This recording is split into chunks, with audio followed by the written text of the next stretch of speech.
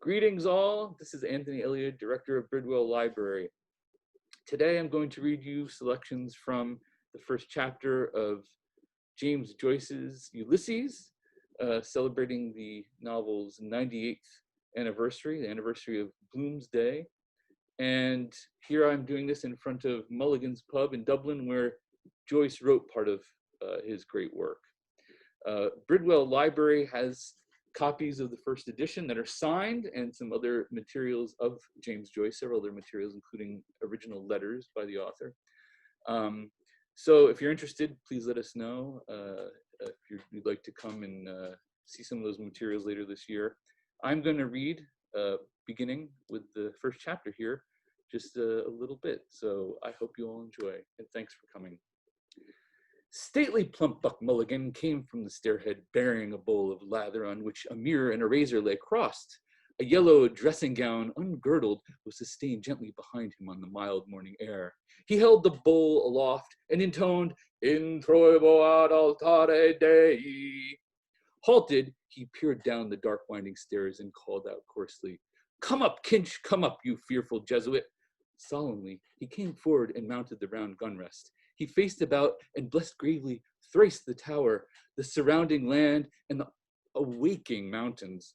Then, catching sight of Stephen Dedalus, he bent towards him and made rapid crosses in the air, gurgling in his throat and shaking his head. Stephen Dedalus, displeased and sleepy, leaned his arms on the top of the staircase and looked coldly at the shaking, gurgling face that blessed him, equine in its length, and at that light, untonsured hair, grained and hued like pale oak. Buck Mulligan peeped an instant under the mirror and then covered the bowl smartly. "Back to the barracks," he said sternly. He added in a preacher's tone, "For this, O dearly beloved, is the genuine Christine, body and soul and blood and owns." "Slow music, please. Shut your eyes. Gents, one moment. A little trouble about those white corpuscles. Silence all."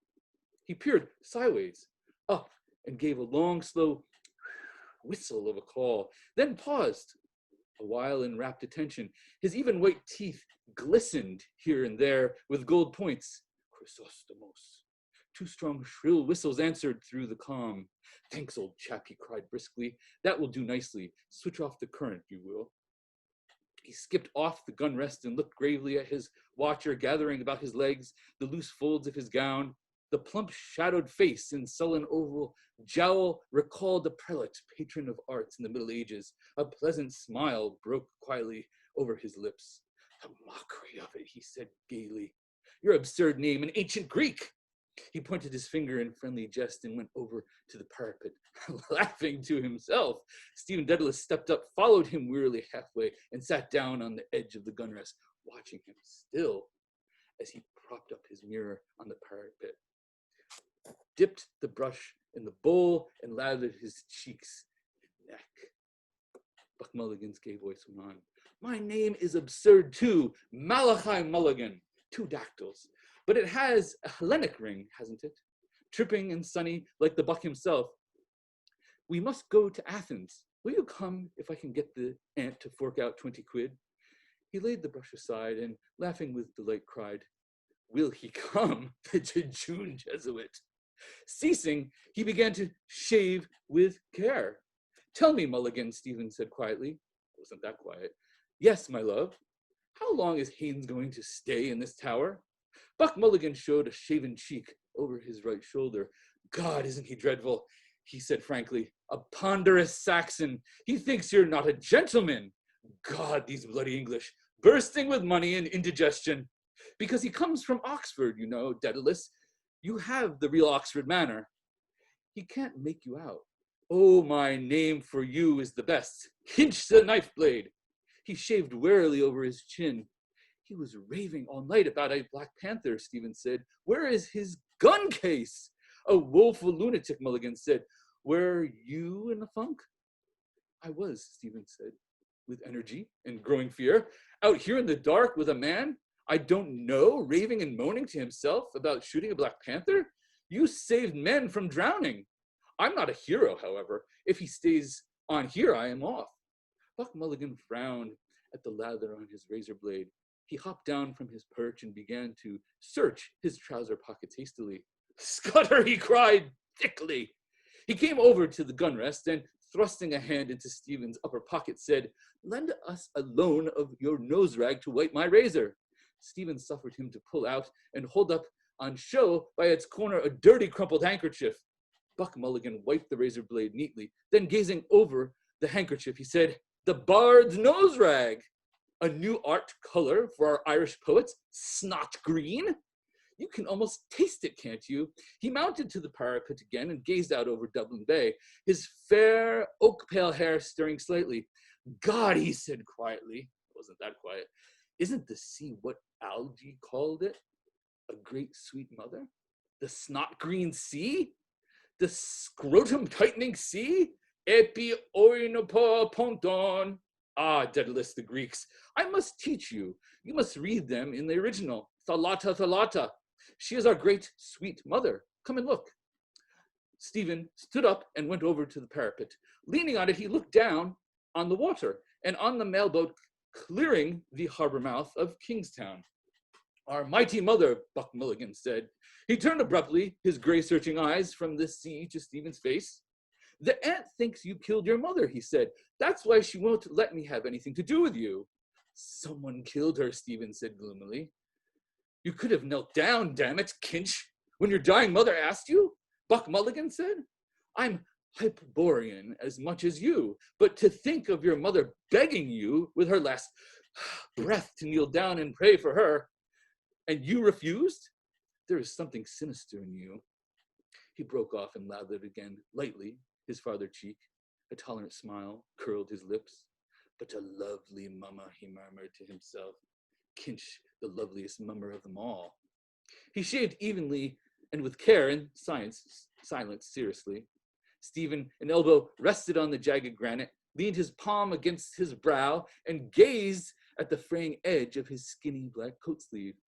Pain that was not yet the pain of love fretted his heart.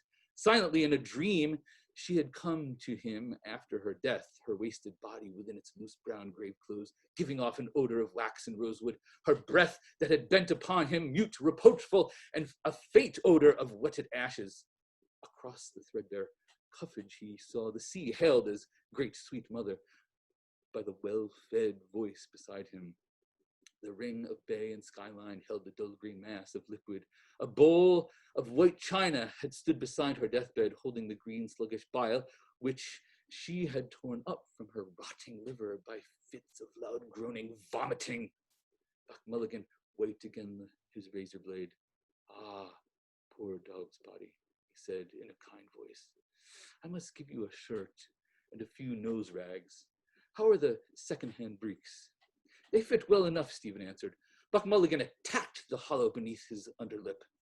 "The mockery of it," he said contentedly. "Second leg they should be.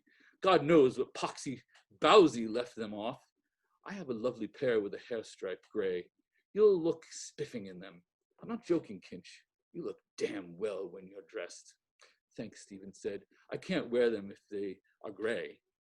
"He can't wear them," Buck Mulligan told his face in the mirror. "Etiquette is etiquette. He kills his mother, but he can't wear gray trousers." He folded his razor neatly, and with stroking palps of fingers felt the smooth skin. Stephen turned his gaze from the sea and to the plump face with its smoke-blue mogul eyes. "That fellow I was with in the ship last night," said Buck Mulligan, "says you have GPI. He's up in Dotyville with Connolly Norman. General paralysis of the insane." He swept the mirror a half circle in the air to flash the tidings abroad in sunlight, now radiant on the sea. His curling shaving lips laughed, and the edges of his white glittering teeth, laughter seized all his strong, well-knit trunk. "Look at yourself," he said, "you dreadful bard." Stephen bent forward and peered at the mirror held out to him, cleft by a crooked crack, hair on the end. As he and others see me, who chose this face for me?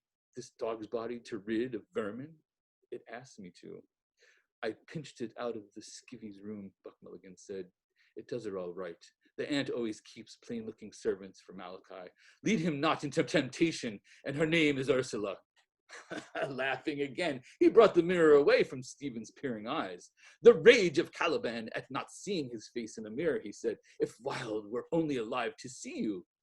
Drawing back and pointing, Stephen said with bitterness, it is a symbol of Irish art, the cracked looking glass of a servant. Buck Mulligan suddenly linked his arm in Stephen's arm and walked with him around the tower, his razor and mirror clacking in the pocket where he had thrust them. It's not fair to tease you like that, Kinch, is it? Said he kindly. God knows you have more spirit than any of them. Parried again, he fears the lancet of my art, as I fear that of his. The cold steel pen, cracked looking glass of a servant. Tell that to the oxy chap downstairs and touch him for a guinea. He's stinking with money and thinks you're not a gentleman. His old fellow made his tin by selling jollop to Zulus or some bloody swindle or other. God, Kinch, if you and I could only work together, we might do something for the island. Hellenize it. Cranley's arm, his arm. And to think of your having to beg from these swine. I'm the only one that knows what you are. Why don't you trust me more? What have you up your nose against me? Is it Haynes? If he makes any noise here, I'll bring down Seymour and we'll give him a ragging worse than they gave Clive Kenthorpe. Young shouts of moneyed voices in Clive Kenthorpe's rooms. Pale faces, they hold their ribs with laughter, one clasping another. Oh, I shall expire. Break the news to her gently, Aubrey. I shall die. With slit ribbons of his shirt whipping the air, he hops and hobbles around the table with trousers down at heels, chased by aides of Magdalene with the tailor's shears. A scared calf's face, gilded with marmalade. I don't want to be debagged. Don't you play the giddy ox with me. Shouts from the open window, startling even in the quadrangle. A deaf gardener, apron masked with Matthew Arnold's face, pushes his mower on the somber lawn, watching narrowly the dancing motes of grassums. To ourselves, new paganism, Omphalos. Let him stay, Stephen said. There's nothing wrong with him, except at night. Then what is it? Buck Mulligan asked impatiently. Cough it up. I'm quite frank with you. What have you against me now? They halted, looking towards the blunt cape of Brayhead and that lay on the water like the snout of a sleeping whale. Stephen freed his arm quietly. Do you wish me to tell you? He asked. Yes, what is it? Buck Mulligan answered. I don't remember anything. He looked in Stephen's face as he spoke. A light wind passed his brow, fanning softly his fair uncombed hair and stirring silver points of anxiety in his eyes. Stephen, depressed by his own voice, said, Do you remember the first day I went to your house after my mother's death? Buck Mulligan frowned quickly and said, What? Where?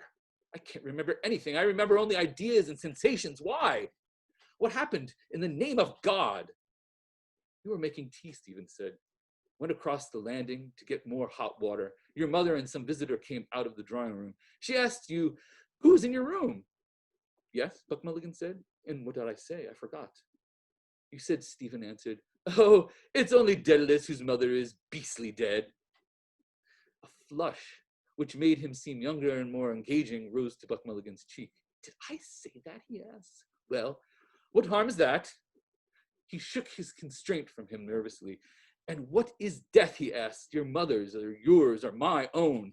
You saw only your mother die. I see them pop off every day in the Mater and Richmond and cut up into tripes and dissecting groom. It's a beastly thing and nothing else. It simply doesn't matter. You wouldn't kneel down to pray for your mother on her deathbed when she asked you. Why? Because you have the cursed Jesuit strain in you, only it's injected the wrong way. To me, it's all a mockery and beastly. Her cerebral lobes are not functioning. She calls the doctor Sir Peter Teasel and picks buttercups off the quilt. Humor her till it's over. You crossed her last wish in death, and yet you sulk with me because I don't whinge like some hired mute from Loulette's. Absurd. I suppose I did say it. I didn't mean to offend the memory of her mother. He had spoken to himself into boldness. Stephen, shielding the gaping wounds which the words had left in his heart, said very coldly, I am not thinking of the offense to my mother. Of what then? Buck Mulligan asked. Of the offense to me, Stephen answered. Buck Mulligan swung around on his heel. Oh, an impossible person, he exclaimed. He walked off quickly round the parapet. Stephen stood at his post, gazing over the calm sea towards the headland. Sea and headland now grew dim. Pulses were beating in his eyes, veiling their sight, and he felt the fever of his cheeks. A voice within the tower called loudly, "Are you up there, Mulligan?" "I'm coming," Buck Mulligan answered.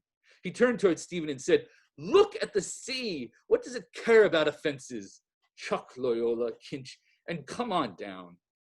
The Sassenach wants his morning rashers."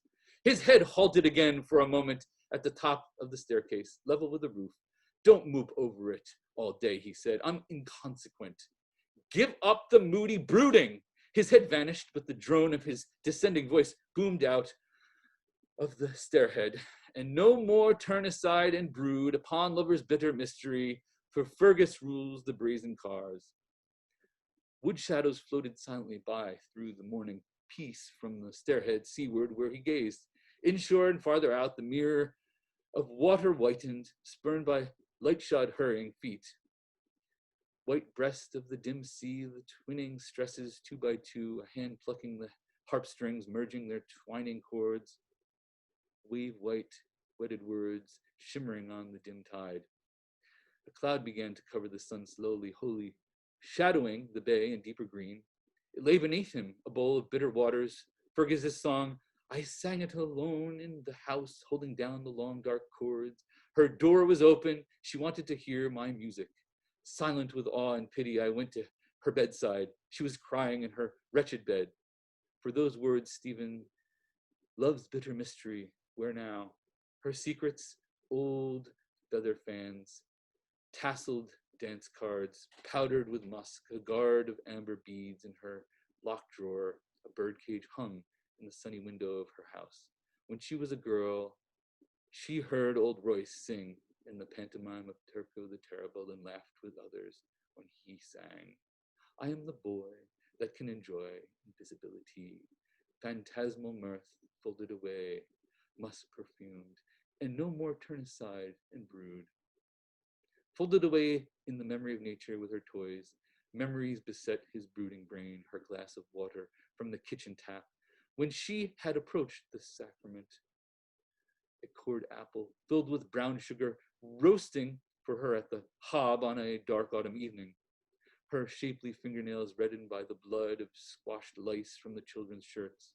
In a dream, silently, she had come to him, her wasted body within its loose gray clothes, giving off an odor of wax and rosewood. Her breath bent over him with muted secret words, a faint odor of wetted ashes.